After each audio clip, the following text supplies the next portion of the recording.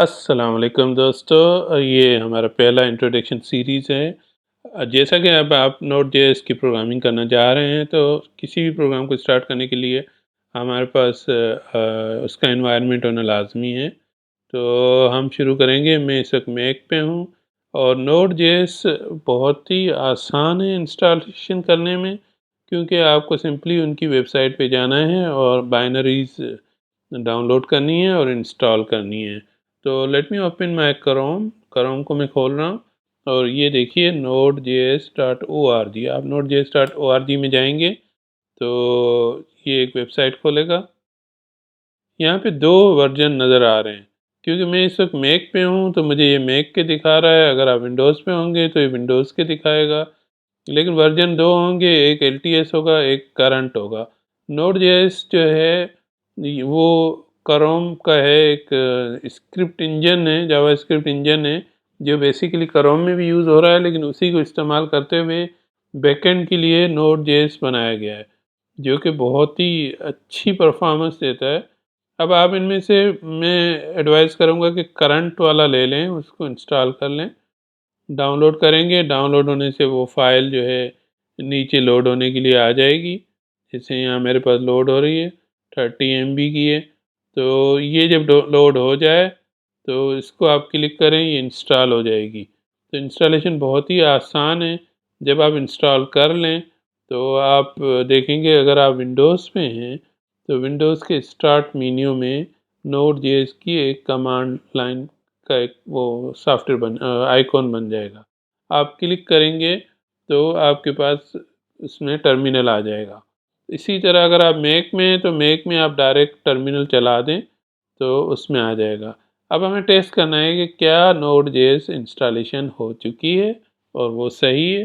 तो उसका तरीका ये है कि मैं लिखूँगा node/वर्जन और मैं इंटर दबाऊँगा। अगर इंस्टॉल सही नहीं होता, कोई इश्यू होता, तो फाइल नॉट फाउंड या इस तरह का कोई एरर आ जाता। लेकिन ये इस वक्त मुझे वर्जन बता रहा है 13.11, इसका मतलब है मेरी इंस्टॉलेशन करेक्ट है। अच्छा, जब आप नोड.जेएस इंस्टॉल करते हैं तो उसके साथ npm वर्जन मैनेजर भी पैकेज मैनेजर भी इस्तेमाल हो जाता है। तो अब उसका भी अगर आप npm वर्जन की कमांड चलाएंगे तो वो आपको ये दे देगा। इसका मतलब है कि हम इस वक्त बिल्कुल रेडी हैं, हमारी नोड और npm दोनों चल रहे हैं। अगर आप कमांड प्रॉम्प्ट पे नोड की कमांडें चलाना चाहते हैं जावास्क्रिप्ट, तो नोड इंटर करेंगे तो वो आ जाएगा। अब आप यहाँ पे अगर लाइक मैं लिखता हूँ console.log hi how are you, तो ये मुझे वो प्रिंट आउट दे देगा। तो ये console.log बहुत ही कॉमन है जावास्क्रिप्ट में इस्तेमाल में, और यही हम लोग यूज़ करते हैं। तो अब मैं यहाँ से एग्ज़िट करूँगा और मैं नॉर्मल उसमें आ जाऊँगा, कंट्रोल डी दबाएंगे तो बाहर आ जाऊँगा। इसी तरह विंडोज़ में जाएंगे तो भी यही होगा। एक और बात आपको बतानी थी कि जैसा कि मैं मैक पे हूँ, तो मैक पे सिर्फ यही नहीं है बल्कि विंडोज़ में भी प्रॉब्ली होगा, लेकिन लिनक्स में तो है कि आप मल्टीपल नोड इंस्टॉल करना चाहते हैं। तो उसके लिए एक चीज़ है nvm node.js। ये नोड का ना वर्जन मैनेजर है। इसका मतलब है मैं नोड 10, 6, 7, 8 जो भी चलाना चाहता हूँ तो इसके ज़रिए चला सकता हूँ। तो अगर आप थोड़े एडवांस यूज़र हैं और आपको एक्सपेक्टेड है कि आपके बहुत ही पुराने पैकेज पड़े हुए हैं nvm node.js के, तो शायद वो 13 पॉइंट उस पर ना चलें और आपको कोई ओल्ड वर्जन इंस्टॉल करना पड़े, तो बेहतर है nvm इंस्टॉल कर लें।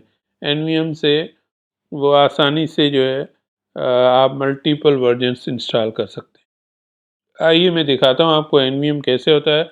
मेरे पास nvm ऑलरेडी इंस्टॉल हुआ है। मैंने nvm लिस्ट किया और 10.14.1 ये आया तो कर दिया। अब nvm में कोई भी इंस्टॉलेशन करनी हो तो उसका आसान तरीका है, nvm इंस्टॉल लिखें और वर्जन मैनेजर इंटर लिखें, तो वो वाला ही नोड इंस्टॉल होगा जो आप यहाँ कर रहे हैं।